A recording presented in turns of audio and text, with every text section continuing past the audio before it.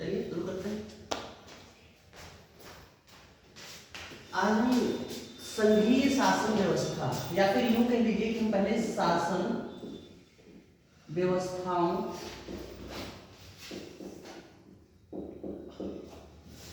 से संबंधित विषयों पर बात करेंगे, जिसमें शासन व्यवस्था कितने प्रकार की होती है? दो प्रकार की होती है। एक होती है एकात्मक और दूसरा होती है संघात्मक।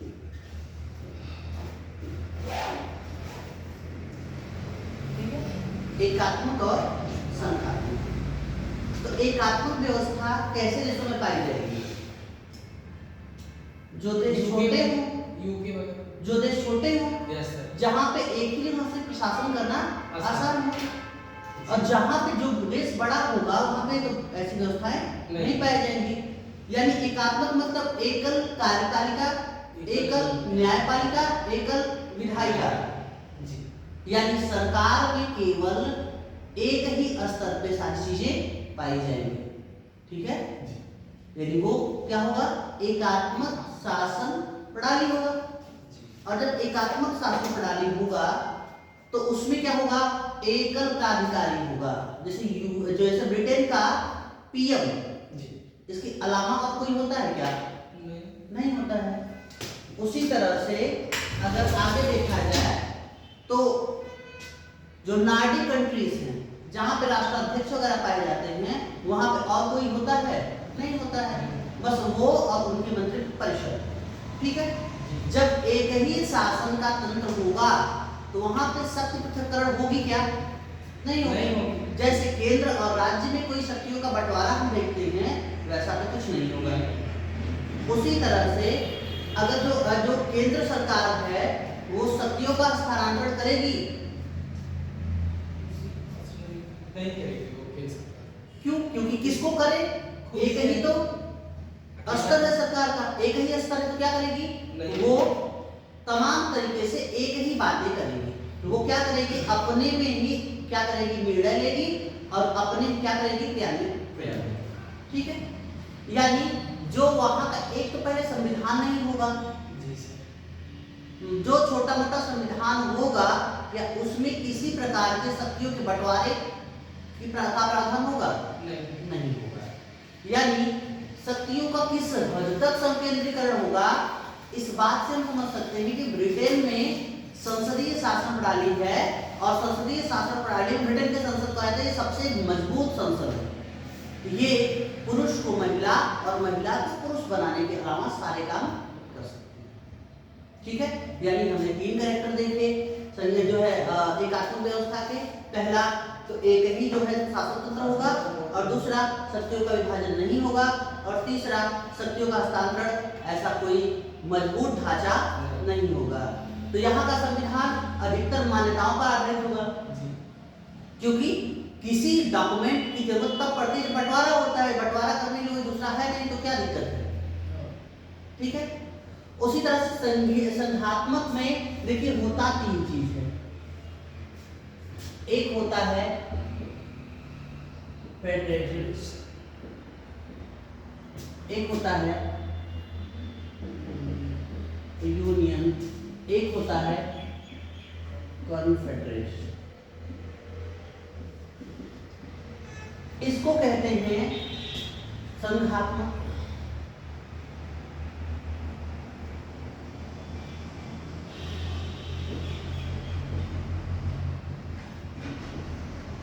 इसको भी कहते हैं संघात्मक, इसको कहते हैं परिसंघात्मक। क्या कहते हैं? परिसंघात्मक। ठीक है, संघात्मक, संघात्मक, परिसंघात्मक। अब सिंपल सी बात है कि यूपीएससी ने एक बार प्रश्न पूछा कि परिसंघात्मक व्यवस्था और, ठीक है, और अंग्रेजी में लिखा था यूनियन। पूछा क्या? हिंदी में शब्द था परिसंघात्मक। परिसंघात्मक व्यवस्था के लक्षण बताइए, और अंग्रेजी में लिखा था यूनियन के लक्षण। यानी ऐसी जगहों पर जहां पे हिंदी के एक ही शब्द हैं वहां पर अंग्रेजी वाला क्वेश्चन में पार्ट देखना बहुत जरूरी है। अगर संघात्मक फेडरेशन की बात करें तो ये राज्यों के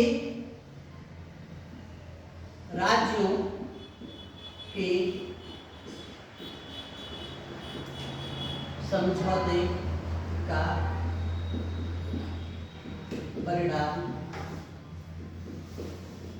होता है। ये राज्यों के समझौते का परिणाम होता है। अब देखिए अमेरिका में क्या हुआ कि 13 राज्य थे। जब वो ब्रिटेन से स्वतंत्र हुए तो उन्हें लगा कि अगर हम छोटे छोटे रहेंगे तो क्या होगा हमारे साथ,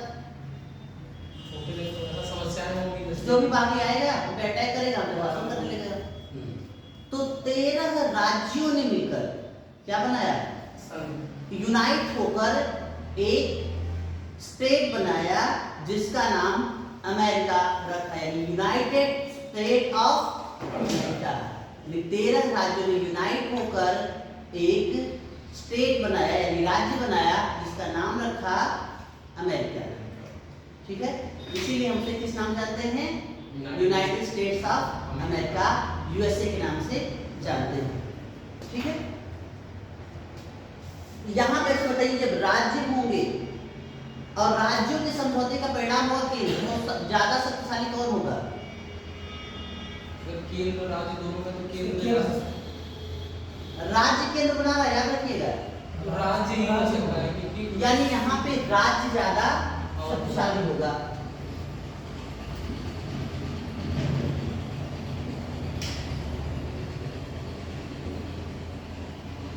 इसी को अगर दूसरे शब्दों में कहें तो शक्ति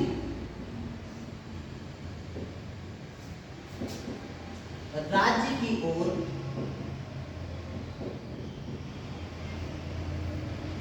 झुकी। ठीक है, शक्ति कहां, राज्य की ओर झुकी। केंद्र के पास सिंपली कौन कौन से मामले जाएंगे, सबसे पहला जाएगा प्रतिरक्षा यानी डिफेंस। ठीक है, क्योंकि वो अपने आप को डिफेंस करने के लिए बना रहे हैं। दूसरा विदेशी संबंध, फॉरेन अफेयर, और तीसरा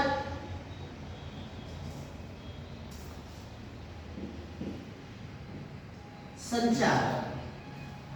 ये तीन शक्तियां मेनली केंद्र के पास होंगी और सारे किसके पास होंगी, राज्य के पास होंगी। यानी आगे देखें तो जब केंद्र अलग राज्य अलग, तो यानी दोहरा संविधान।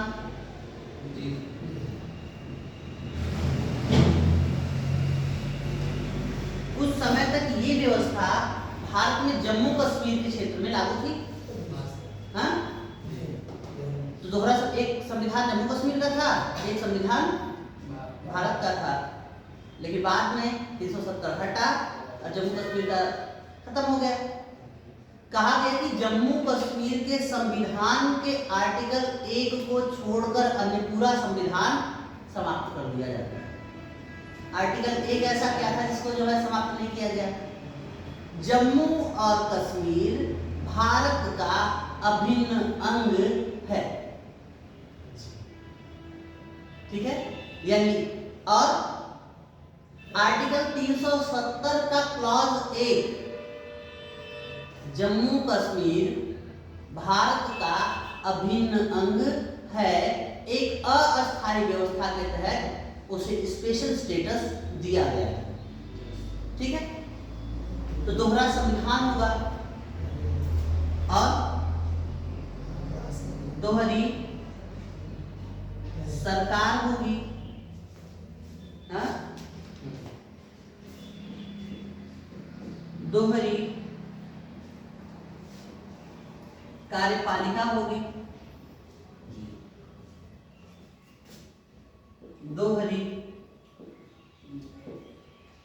विधायिका होगी, दोहरा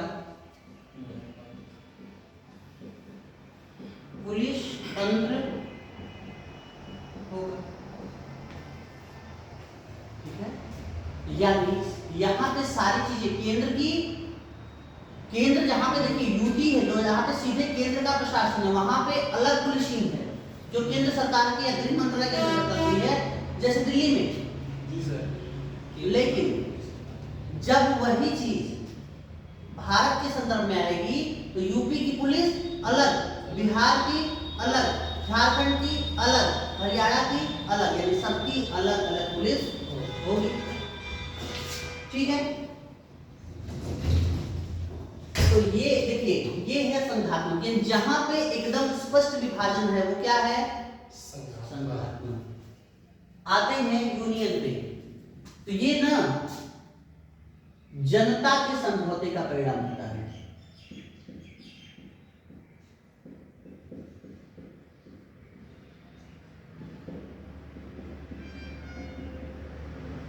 जनता के समझौते का परिणाम होता है, यानी जब भारत और कनाडा में जैसे हुआ क्या कि जब भारत में रियासतों का विलय हुआ तो रियासतें समाप्त हो गई, रियासतें बची नहीं, रियासतें समाप्त हो गई, यानी जनता से जनता का कॉन्ट्रैक्ट हुआ और सबने मिलकर एक भारत बनाया। अब भारत अपने प्रशासनिक व्यवस्था से, भाषाई आधार पर और तमाम अन्य आधार पर राज्य बनाए। ठीक, और राज्य बनाए तो बनाए, लेकिन साथ में संविधान में आर्टिकल 3 का प्रावधान भी किया गया, नाम क्षेत्र सीमा में संसद परिवर्तन कर सकते हैं। ठीक है, यानी कहने का मतलब ये है कि यहाँ पर राज्य जो होंगे, अगर मैं इसको एक अन्य शब्दों में यहाँ पे आपको जोड़ूं, ये अविनाशी राज्यों का विनाशी संघ, अविनाशी संघ है। अविनाशी राज्य का अविनाशी संघ, यानी राज्य भी समाप्त नहीं हो सकते और केंद्र भी समाप्त नहीं हो सकते। ठीक है, तो यहां पे अगर मैं दूसरे चीज में इसी चीज को इसके संदर्भ में लिखूं तो ये क्या होगा, विनाशी राज्यों का अविनाशी संघ। भाई राज्य नाम क्षेत्र सीमा में परिवर्तन हो रहा है, राज्य को बनाया भी जा सकता है, तेलंगाना को बनाया भी गया, आंध्र प्रदेश से लेकर जब शुरू में आंध्र प्रदेश से शुरू हुआ तो तेलंगाना तक आया, बाद में जो है जम्मू कश्मीर को स्पेशल स्टेटस दे दिया गया, 2 भागों में बांट दिया गया, तमाम सारी चीजें हो रही है। यानी राज्य कैसे हैं, बराबर बट रहे हैं। ठीक है, लेकिन केंद्र क्या है, स्थिर है, क्योंकि सब सारी शक्तियां कहां पे हैं, केंद्र के पास हैं, या सारी शक्तियां नहीं, बनाया तो है केंद्र सूची, राज्य सूची और समवर्ती सूची, लेकिन आर्टिकल 200 रख दिया गया, राज्य के विषयों राज्यपाल किसी विषय को राष्ट्रपति के लिए सुरक्षित कर देगा, 370 बना दिया गया, और साथ में बनाया क्या गया 352, 356, 360, 355, 355 क्लियर उल्लेख करता है राज्यों की सुरक्षा की जिम्मेदारी केंद्र के पास होगी। जब ये यहाँ पे इन सब स्थितियों को देखते हैं तो राज्य क्या है, कमजोर, और केंद्र क्या है, मजबूत है। यानी अगर यहाँ देखें तो केंद्र ज्यादा मजबूत, इसी को अगर स्लैश करके लिखें तो शक्तियां केंद्र की और झुकी। ठीक है, अब यहां पर कौन कौन से मामले केंद्र के पास होंगे और कौन कौन से मामले राज्य के पास होंगे। देखिए, जो छोटे और स्थानीय स्तर के मामले होंगे वो तो कहाँ किसके पास होंगे, राज्य के पास होंगे। जो बड़े और इंपॉर्टेंट मैटर होंगे वो केंद्र के पास होंगे। यानी अगर हम यहाँ पे कहें तो केंद्र राज्य में शक्तियों का संविधान द्वारा बंटवारा। अगर अनुसूची 7 देखें तो यही काम करते हुए मिल जाती है, अनुसूची 7 यही काम करके मिल जाती है। समवर्ती सूची जैसी चीजें हैं, लेकिन समवर्ती सूची पे कानून अगर राज्य और केंद्र बनाए तो किसका कानून मान्य होगा, केंद्र का मान्य होगा। ठीक है, यानी कि चीजें हैं वही जो कि पहले से भारतीय संविधान या यूं कह लीजिए कि 1935 के अधिनियम से चीजें लाई गई। भारत में 1919 में विषयों को पहली बार बांटा गया, उसके बाद 35 में चीजों को और बेहतर किया गया, लेकिन हमारे संविधान में जो है एकदम क्लियर कट शक्तियों का आवंटन कर दिया है। सामान्य अवस्था में तो जो राज्य हैं और केंद्र हैं इसी आवंटित शक्ति के आधार पर काम करते हैं, लेकिन जब विशेष स्थिति आती है तो केंद्र की शक्ति बढ़ जाती है। ठीक है, विशेष स्थिति में केंद्र की शक्ति बढ़ जाती है, क्योंकि राज्य यहाँ पे क्या है, यहाँ पे प्रशासनिक अभिकरण हैं, एडमिनिस्ट्रेटिव टूल्स हैं कि इतना बड़ा राज्य है, ये दुनिया का जितने भी बड़े देश हैं वहां पे ऐसी व्यवस्थाएं हैं। जैसे अमेरिका देख लीजिए, रशिया देख लीजिए, इंडिया देख लीजिए, चाइना देख लीजिए, तो कमोबेश पाकिस्तान में भी ये चीजें लागू होने को आई, लेकिन पाकिस्तान में लागू तो हुई, लेकिन पाकिस्तान में लोकतंत्र है या नहीं है यही डिबेट का विषय है। खैर, हम पड़ोसी का मजा लेने में बहुत ज्यादा मजा लेते हैं, तो पड़ोसी का मजा न लिया जाए, हम लोग अपना देखें। ठीक है, और उसके बाद में यहाँ पे अगर परिसंघ देखें तो ये देखिए सिंपल सी बात है कि परिसंघ एक ऐसी स्थिति है जहां पे एक समान एजेंडे पर इकाइयां आपस में जुड़ती। ठीक है, अब मुझे एक चीज बताइए जो मैंने नहीं लिखी। यहाँ पे अगर कोई राज्य शामिल हो गया तो बाहर जा पाएगा? यहाँ नहीं, यानी आ सकता है, जा नहीं सकता। यहाँ पे वहां पे भी नहीं जा सकता है सर। असम आया तो आ गया नहीं, अब जा ही नहीं सकता, तो जाने का प्रावधान नहीं। यानी अगर मैं इस शब्द को लूं, जो है अविनाशी राज्यों का अविनाशी संघ, यानी संघ क्या है, अविनाशी है। जो राज्य एक बार संघ में शामिल हो गया खत्म। वही स्थिति यहाँ पे भी देखिए, अविनाशी संघ है, यानी जो राज्य एक बार शामिल हो गया वो फिर बाहर नहीं जा सकता। लेकिन यहाँ पर क्या है कि इकाइयां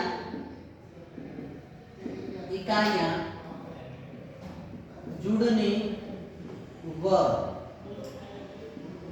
अलग होने के लिए स्वतंत्र। ठीक है, जैसे एग्जाम्पल ले लीजिए, यूएनओ कुछ लोग कहते हैं और कुछ लोग यूएसएसआर भी कहते हैं, क्योंकि इस हिसाब से भी इकाइयां अलग होने के लिए स्वतंत्र मानी जाती है। ठीक है, तो ये है शासन व्यवस्था। लेकिन कुछ नई शब्दावलियां मोदी जी या फिर इसके अन्य मतलब कंटेम्परेरी वर्ल्ड में प्रचलित, जैसे कहा गया सहकारी संघवाद। मोदी जी अक्सर कहते हैं सहकारी संघवाद, प्रतिस्पर्धी संघवाद, उपसंघवाद कहते हैं ना, अक्सर नाम लेते हैं। तो इसका मतलब क्या होता है? देखिए, सहकारिता का मतलब क्या होता है कि शक्तियों का विभाजन दृढ़ न होकर हम लोग एक साथ मिलकर, सहकारिता यानी एक साथ,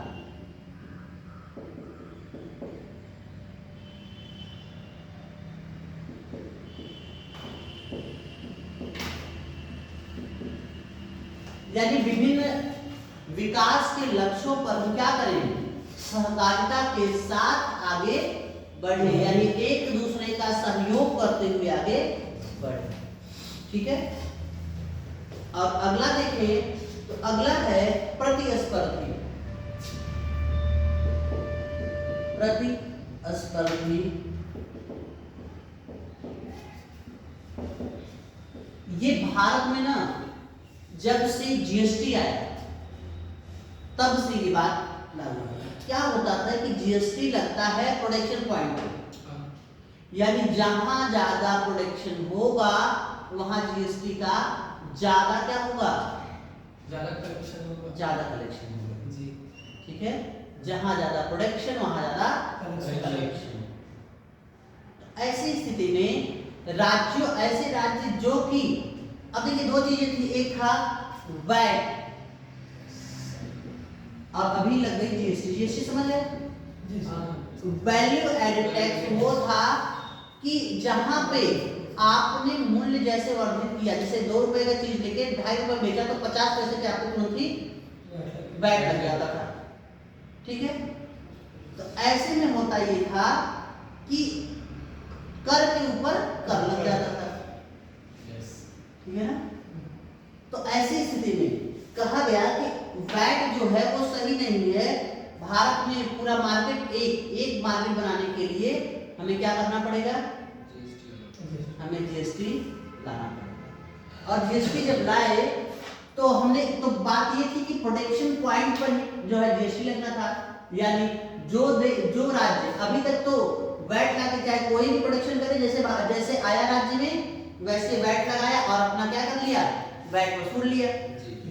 लेकिन अब क्या है? अब अंतर ये है कि अगर उसके यहाँ उत्पादन नहीं होगा तो जीएसटी कलेक्शन नहीं। तो राज्यों को अपने यहाँ पे उत्पादन के लिए क्या करनी पड़ेगी? इंडस्ट्री डेवलपमेंट का काम करना पड़ेगा। वो उसको जो है फैसिलिटेटर, यानी उसको एक ऐसे व्यक्ति के रूप में काम करना पड़ेगा जो बिजनेस और व्यापार को आगे बढ़ाए। ठीक है। तो आप देखेंगे जीएसटी के आने के बाद से ही यूपी महोत्सव, बिहार महोत्सव, बिहार व्यवसायिक meeting, Bihar investor meeting, UP investor meeting, MP investor meeting, यानी विकास के लक्ष्य को प्राप्त करने के लिए इकाइयां या राज्य आपस में प्रतिस्पर्धा कर रहे हैं। तो यह है प्रतिस्पर्धी संघवाद, यानी किसके यहाँ कंपनी लगाओ, कंपनी को कितना बेहतर हम छूट दे देंगे, कितना बेहतर हम कंपनी को बार्गेन कर लेंगे और उसे अपने यहाँ बुला लेंगे, जिससे क्या होगा कि हमें रेवेन्यू मिलेगा और रेवेन्यू से हम विकास के लक्ष्यों की ओर आगे बढ़ेंगे। तो ये है प्रतिस्पर्धी संघवाद, यदि संघीय इकाइयों के बीच में विकास के लक्ष्य को प्राप्त करने के लिए प्रतिस्पर्धा होगी तो वो क्या होगा? प्रतिस्पर्धी संघवाद होगा। ठीक। अगला है उपसंघवाद। उपसंघवाद उपसंघवाद यानी अब आ रहे हैं 2 स्तर नहीं, अब तीसरे स्तर पर उतर रहे हैं, यानी शहरी क्षेत्रों में निकायों और ग्रामीण क्षेत्रों में निकायों को और अधिक सशक्त बनाया जाए। यानी संघवाद यानी केंद्र राज्य और उपसंघवाद मतलब राज्य और पंचायत या फिर तमाम स्थानीय शासन की बॉडीज। ठीक है, बॉडीज ऑफ लोकल गवर्नमेंट। तो ऐसे में इनको और अधिक शक्तिशाली बनाया जाए, इनको और अधिकार दिए जाएं, इनको टैक्स कलेक्शन के अधिकार दिए जाएं, इनके रिवेन्यू को बढ़ाया जाए। इससे क्या होगा? इससे होगा ये कि जब ये लोकल लेवल पे लोकल समस्याओं का समाधान करेंगे, जब लोकल लेवल पे लोकल समस्याओं का समाधान करेंगी तो क्या होगा? लोकल समस्याओं का समाधान अगर लोकल लेवल पे होगा तो राज्य पे बर्डन कम पड़ेगा, और राज्य पे बर्डन कम पड़ेगा, केंद्र पे और कम पड़ेगा, यानी स्थानीय समस्याओं का स्थानीय स्तर पर समाधान जब होगा तो और बेहतर विकास होगा। ठीक है? नहीं, समस्याओं को सॉल्व करने वाले ज्यादा हो जाएंगे ना। अगर राज्य में होने लगेगा, केंद्र के पास समस्या अगर कम रहेंगे तो विकास तो होगा। बिल्कुल। अब सोचिए कि एक तरफ समस्याओं को दूर करने के लिए पंचायत का, और पंचायत में कितने सदस्य, यानी पंचायत में तो पूरा गांव आता है जी और पूरा गांव मिलकर समस्याओं का समाधान कर रहा है अपने, तो और बेहतर होगा। जी सर। उसके बाद में जब पंचायतों से ऊपर कोई समस्या है तो वो राज्य जो है सॉल्व करे। जिला परिषद भी है, जिला परिषद भी है, लेकिन जिला परिषद के ऊपर कौन है? राज्य, तो वो राज्य सॉल्व करे। पंचायत का मतलब तीनों स्तर आ जाएंगे, ग्राम, ब्लॉक और जिला, तीनों स्तर। पंचायत का मतलब एक ही स्तर मत लीजिए, पंचायत का मतलब तीनों स्तर आ जाएंगे। उसके बाद राज्य हो जाएगा, और राज्य से भी ऊपर कोई प्रॉब्लम होगी तब आएगा केंद्र। यानी तीनों इकाइयां सहयोग और समन्वय के आधार पर काम करेंगी। ठीक है?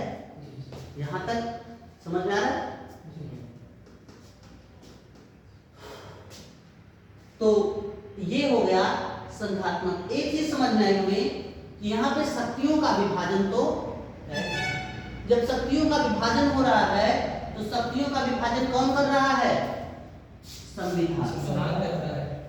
तो संविधान कर रहा है, तो संविधान किस प्रकार से कर रहा है? तो देखिए, संविधान में हो सकता है कि कुछ ऐसे प्रावधान हो, पहली चीज तो रिजिड हो संविधान, या अनम्य। अनम्य मतलब इतना कठोर हो कि उसमें संशोधन करना मुश्किल हो जाए, जैसे यूएसए का संविधान। ठीक है? वहां पे संशोधन करना क्या है? मुश्किल है। और दूसरा, ऐसा संविधान जिसमें आसानी से संशोधन किया जा सकता है। अब देखिए, आसानी से संशोधन किन संविधानों में किया जा सकता है? जो छोटा हो और जो लिखित हो, आई थिंक यूके और ब्रिटेन में ऐसे जहां पे डिस्प्यूट ज्यादा न होने की संभावना हो। और डिस्प्यूट कहाँ नहीं कम होगा? छोटे जो एकात्मक संघ है वहाँ पे डिस्प्यूट तो कम, बिल्कुल कम। क्या होगा ही नहीं, किसके साथ डिस्प्यूट हो? अकेले हैं। अकेले है। एक क्या लेगा, कौन जो जो निर्णय लेना है वो स्वयं ले सकता है, और उसके स्वयं में वो नम्य हो जाएगा। हाँ, यदि नम्य संविधान कहाँ का होगा? यूके और नॉर्डिक कंट्रीज का होगा, जहाँ पे एकात्मक शासन व्यवस्थाएं हैं। ठीक है? और अनम्य कहाँ का होगा? जहाँ पे कि समझौते का परिणाम है संविधान। ठीक है?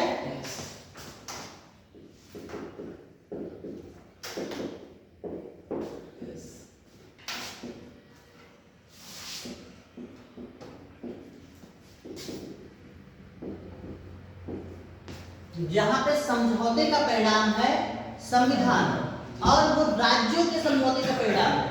यानी जब राज्यों के समझौते का परिणाम है तो अगर इस समझौते में कुछ चेंज करना होगा तब क्या करना होगा? अगर कोई नम्य संविधान है, अनम्य वाला राज्यों का समझौता है ना जी, का क्या करना होगा? दोनों का सबको बुलाना पड़ेगा और सबकी मर्जी लेनी पड़ेगी। जी। तो इसका मतलब क्या है कि वहां पे संविधान संशोधन करना कठिन होगा। ठीक है? ये चीज समझ आ रही है? संविधान संशोधन करना कठिन होगा। और जहां पे एक ही एकात्मक व्यवस्था है, जहां पे एक ही स्थिति है, वहां पे क्या होगा? संविधान संशोधन करना आसान होगा। तो जहां पे आसान होगा वो नम्य संविधान, और जहां पे मुश्किल होगा वो अनम्य संविधान। यहाँ तक क्लियर? भारत का संविधान कैसा है, इसमें कैसे संशोधन होता है? आर्टिकल 368 के तहत संविधान संशोधन होता है। अब देखिए संविधान संशोधन कैसे होता है भारत में, तो वो 3 प्रकार से होता है। एक तो होता है साधारण बहुमत,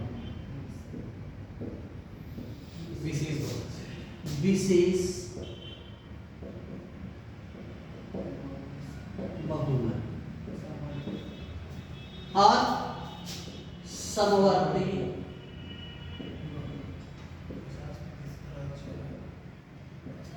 बहुमत। ठीक है। अब देखिए साधारण बहुमत मतलब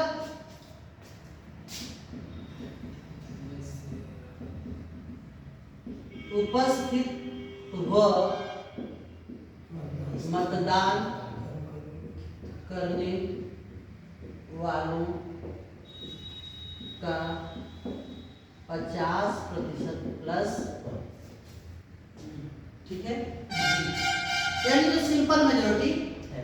अच्छा एक बात बताइए, एक चीज यहाँ पे आपको समझना होगा, उपस्थित यानी कितना उपस्थित, मिनिमम कितना उपस्थित। यहाँ पे एक चीज हमने बताई थी, वो बताई थी कोरम। कोरम मिनिमम वह संख्या है जिससे कम होने पर संसद की बैठक या फिर संसदीय समिति की बैठक नहीं हो सकती। ठीक है, कोरम वह संख्या है। तो संसद के लिए वह संख्या कितनी है?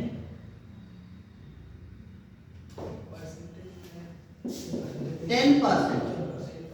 मिनिमम 10% लोग आएंगे तभी संसद की कार्यवाही शुरू होगी। अब 10% का मतलब अगर लोकसभा में 545 है तो कितने लोग आएंगे? नहीं उतना 545 55 55। आधा काट के तो नहीं लाओगे। नहीं राज्यसभा में राज्यसभा में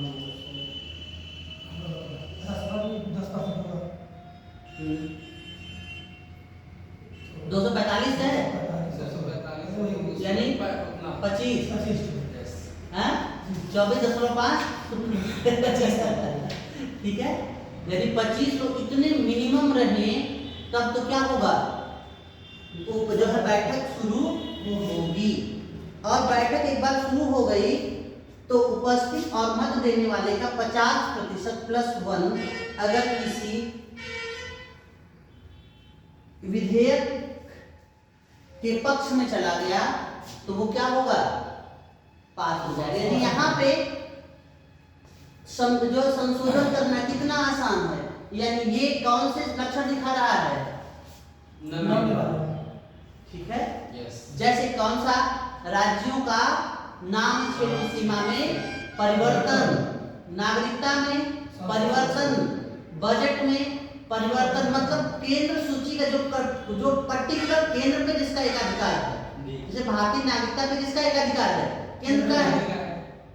तो जहां पे केंद्र का एकाधिकार है वहां पे वो अपने हिसाब से संशोधन कर सकती है। लेकिन एक बात याद रखिएगा कि संशोधन की सीमा कितनी होगी, कल से बात किए थे, अक्सर हम बात करते हैं संशोधन की सीमा कितनी होगी।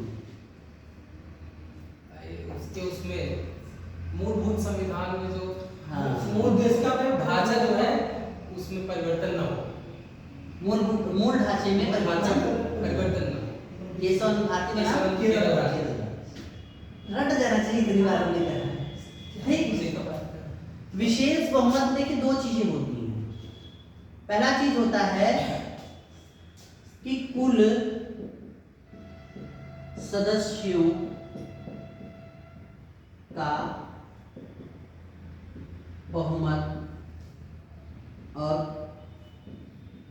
उपस्थित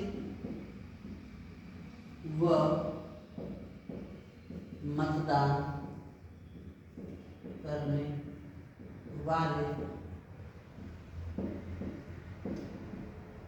सदस्यों का 2/3। मैं एक बार लिख रहा हूं उपस्थित और मतदान। उपस्थित और मतदान, इसका मतलब कुछ उपस्थित होंगे जो मतदान नहीं करेंगे।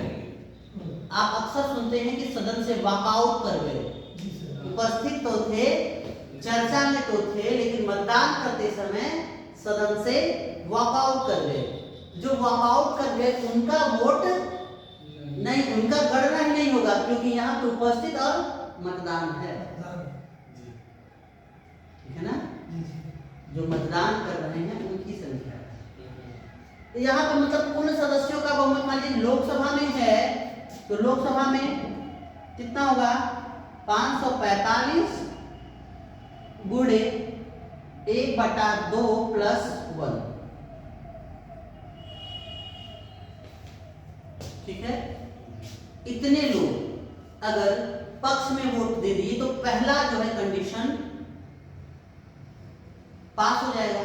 जब पहले कंडीशन में कोई बिल पास होगा तो दूसरा कंडीशन शुरू होगा, और जब दूसरा कंडीशन शुरू होगा तब मान लीजिए कि 400 लोग आए थे उस दिन, और 400 लोगों ने वोट दिया, जो है वोट दिया 350 लोगों ने,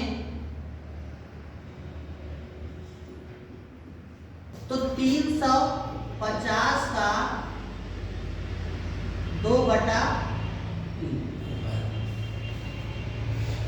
इतना अगर पक्ष में बहुमत देंगे, आप वोट देंगे तो विशेष बहुमत की प्रक्रिया संपन्न हो जाए।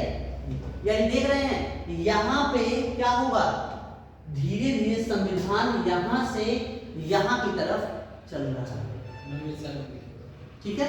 यदि जब उपस्थित हम 2/3 जुटाना है, यहाँ पे कुल सदस्यों का बहुमत तो अलग है और 2/3 अलग, यानी सरकार चाहे भी तो समस्या हो जाएगी उसके लिए। क्यों? क्योंकि मान लीजिए सरकार को कितना वोट चाहिए, कितना सीट चाहिए जो है सरकार बनाने के लिए, यही चाहिए ना, यही चाहिए। लेकिन ये वाला आंकड़ा उसे पाना है संविधान संशोधन। ठीक है? इसीलिए क्या करते हैं ना कि भारतीय नेता बड़े चालाक होते हैं, आपस में समझ लेते हैं, वॉकआउट कर जाते हैं। वॉकआउट कर जाएंगे तो उपस्थित सदस्य कम हो जाएंगे, जो उपस्थित सदस्य कम हो जाएंगे तो उनका 2/3 कम हो जाएगा।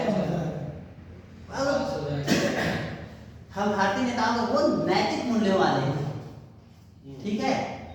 कभी किसी के ऊपर भ्रष्टाचार का आरोप नहीं लगा। भारतीय नेता गांधीवादी नेता है, खादी पहनते हैं, टोपी लगाते हैं, एक बहुत बहुत सभ्य लोग हैं। ठीक है ना? अब कितने सभ्य लोग हैं बताने की जरूरत। एनसीईआरटी क्लास 11th या 10th में एक जो है साउथ अफ्रीका का एक उदाहरण था कि उसमें एक रेफरेंडम कराया गया था। रेफरेंडम में कहा गया कि आप किसको पसंद करेंगी। कुछ 3 ऑप्शन थे, एक पार्टी, दूसरी पार्टी, और तीसरा ऑप्शन था कि सभी नेताओं को वैन में भरकर नायग्रा फॉल से फेंक दिया जाए। तो सबसे ज्यादा वोट, लगभग 75% वोट तीसरे ऑप्शन को मिले थे। यानी कुछ नेताओं का ये स्थिति है ना, जैसे घर में बीवी देश में नेता, रोते तो हैं लेकिन उनके बिना काम नहीं चल सकता। ठीक है? रोते सब हैं लेकिन भाई इनके बिना काम कैसे चलेगा? क्योंकि हमारे लिए लोकतंत्र का मतलब क्या? ये नेता। ठीक है? तो आगे चले। तो देखिए अब यहाँ पे दूसरा वाला जो है वो किसी भी राज्य की विधान परिषद की क्या कहते हैं, मूल अधिकारों में अगर कोई परिवर्तन करना है, नीति निर्देशक तत्वों में परिवर्तन करना, मतलब जो अब और इम्पोर्टेंट की चीजें हैं, वहां पे क्या होगा, ये विशेष बहुमत। आपको सिंपल सी बात जाननी, जो सीधे सीधे सरकार के कंट्रोल में होगा वो साधारण बहुमत, लेकिन जो कि किसी और का इन्वॉल्वमेंट में, जैसे मूल अधिकार के लिए संरक्षण का काम कौन करता है? न्यायपालिका। न्यायपालिका करती है, और मूल अधिकार ज्यादा इंपॉर्टेंट है, इसलिए मूल अधिकारों में संशोधन करने के लिए इन्हें विशेष बहुमत चाहिए। उसी तरह से नीति निर्देशक तत्व ठीक है, आगे चलते हैं। मतलब ऐसे जो कि इम्पोर्टेंट के मुद्दे हैं वहां पे विशेष, यानी भारतीय संविधान में अधिकतर संशोधन इसी बहुमत से होता है। एक और है समवर्ती, मतलब एक तो विशेष बहुमत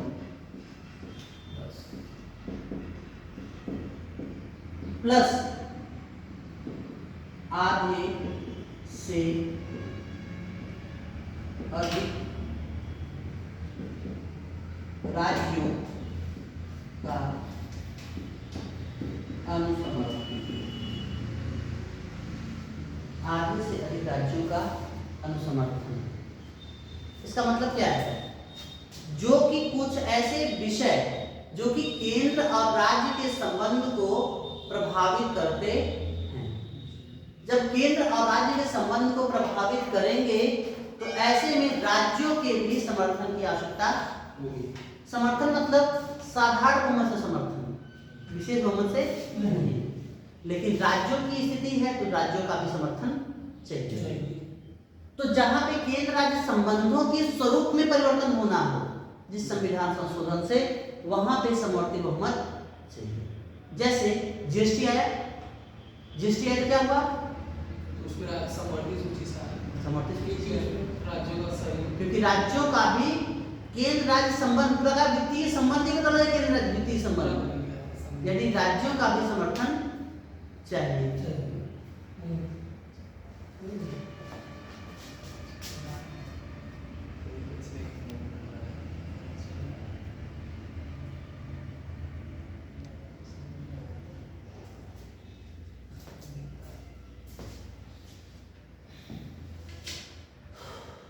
चला जाएगा जी।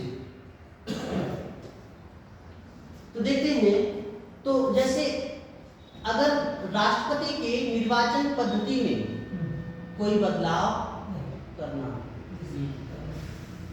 ठीक है, उसके बाद में 7वीं अनुसूची में कोई बदलाव करना, उसके अलावा सुप्रीम कोर्ट और हाई कोर्ट के अधिकारों में कोई परिवर्तन करना हो,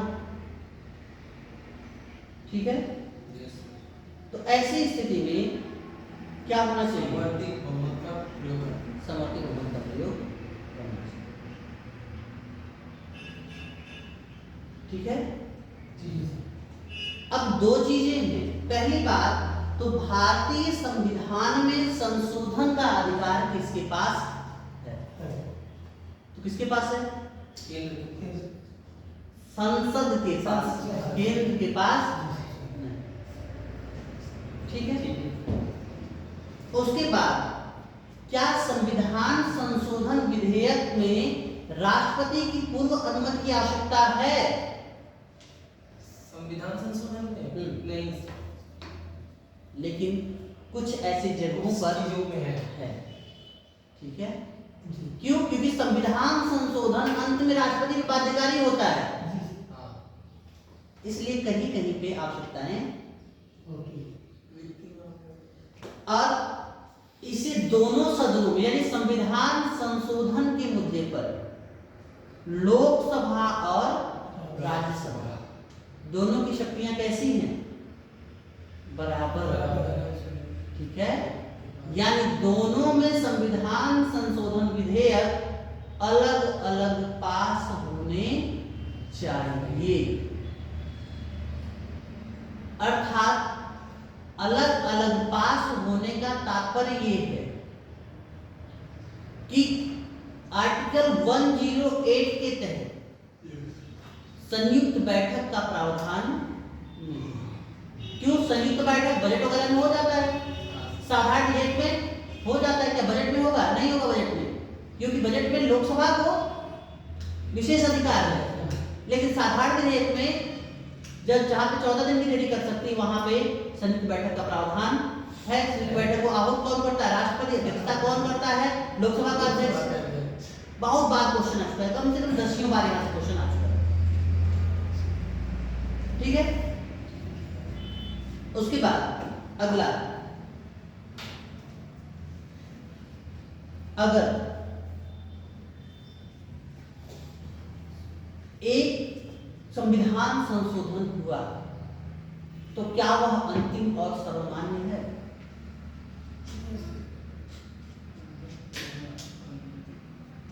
न अंतिम है और न ही सर्वमान्य।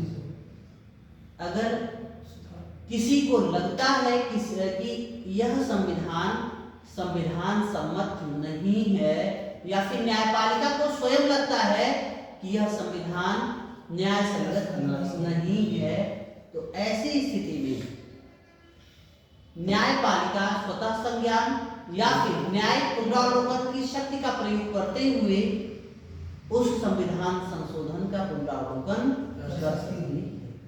और वह संविधान क्या जो है संविधान के जो स्थितियां हैं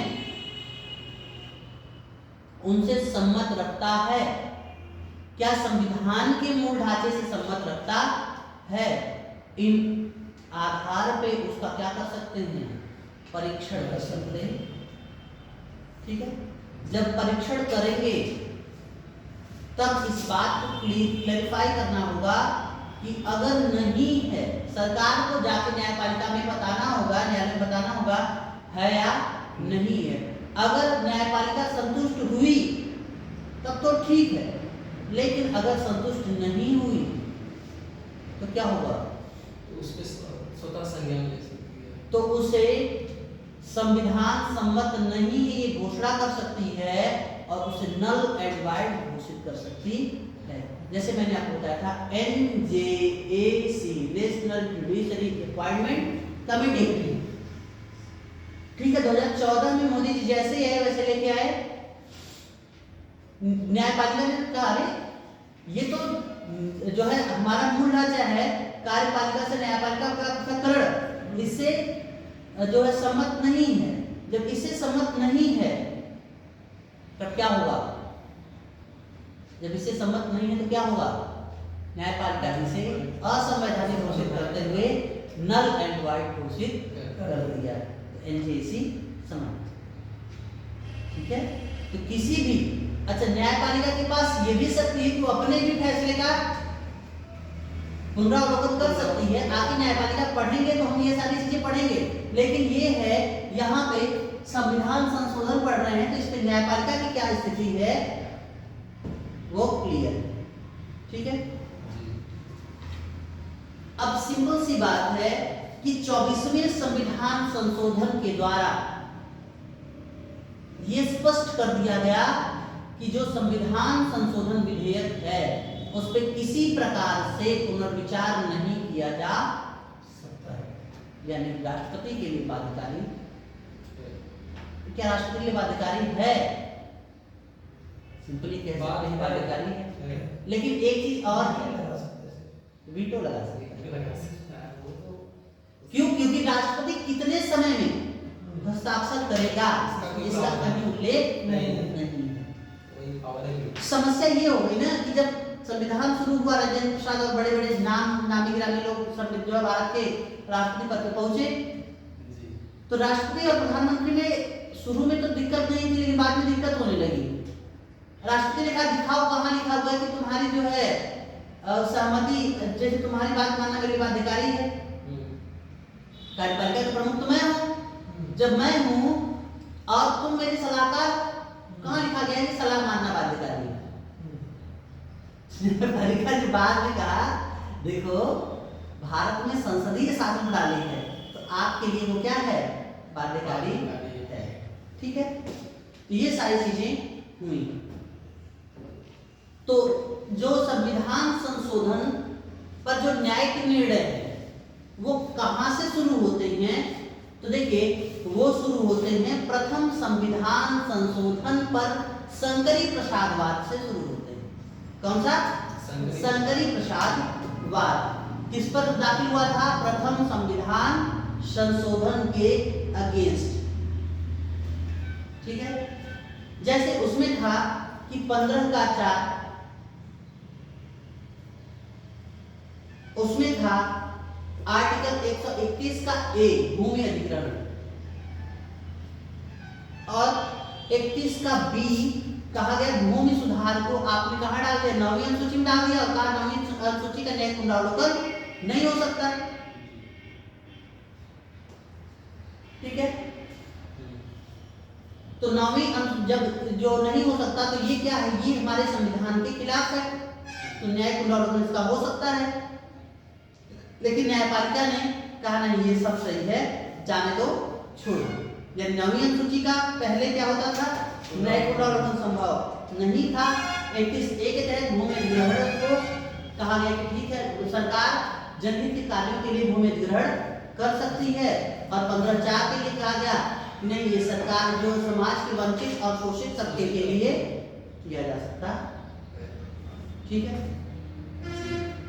तो आगे है कि इसमें जो दूसरा विवाद आया जिसको हम कहते हैं कि सज्जन सिंह वाद। ठीक है, सज्जन सिंह वाद।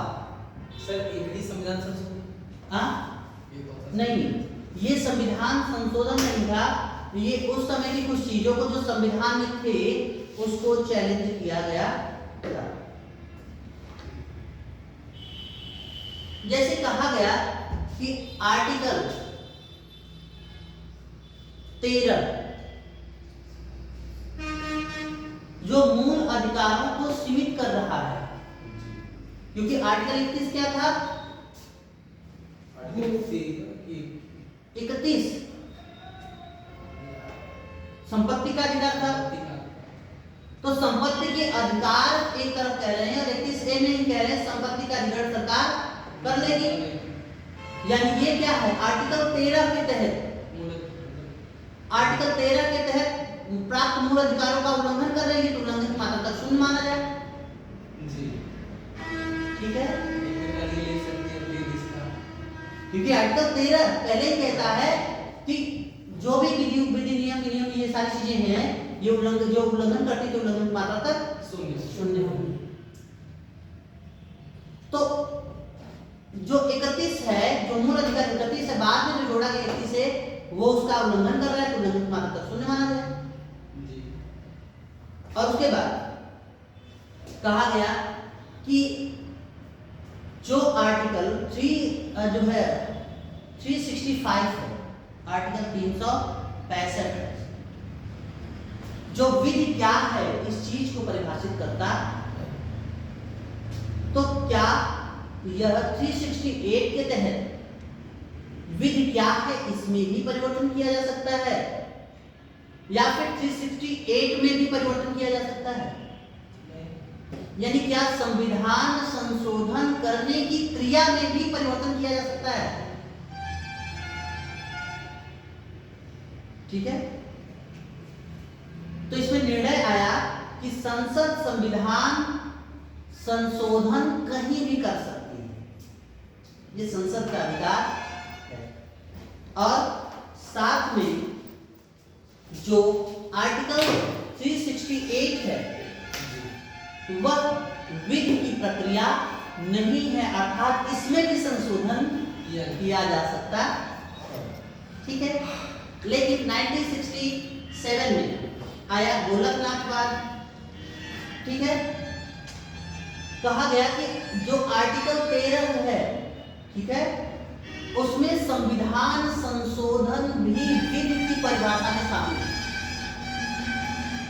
ठीक है, यानी अगर संविधान संशोधन मूल अधिकारों का उल्लंघन करता है तो वह भी उल्लंघन की मात्रा तक शून्य होगा। ठीक है, दूसरा गोलकनाथवाद में कहा गया कि मूल अधिकारों में किसी भी प्रकार से संशोधन नहीं किया जा सकता।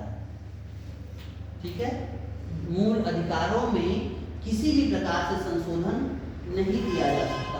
और कहा गया कि मूल अधिकार एक पवित्र विचार है, इसलिए इसमें किसी प्रकार का हस्तक्षेप, किसी भी प्रकार का परिवर्तन नहीं किया जा सकता है।